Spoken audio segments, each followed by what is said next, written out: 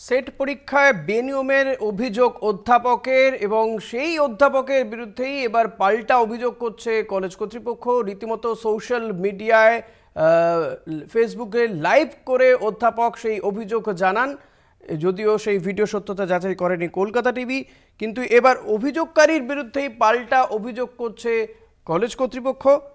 এবং ওই অধ্যাপক তিনি জানিয়েছেন তিনি কোর্টের দ্বারস্থ হবেন গোটা বিষয়টি নিয়ে। কলেজ সার্ভিস কমিশনের পরীক্ষায় বেনিয়মের অভিযোগ, অধ্যাপক সোশ্যাল মিডিয়ায় তিনি জানান গোটা বিষয়টি, সেই অভিযোগ সামনে নিয়ে আসেন, তাকে ইতিমধ্যেই শোকজ করা হয়েছে এবং ওই অধ্যাপক তিনি জানিয়েছেন যে তিনি গোটা বিষয়টি নিয়ে আদালতের দ্বারস্থ হবেন।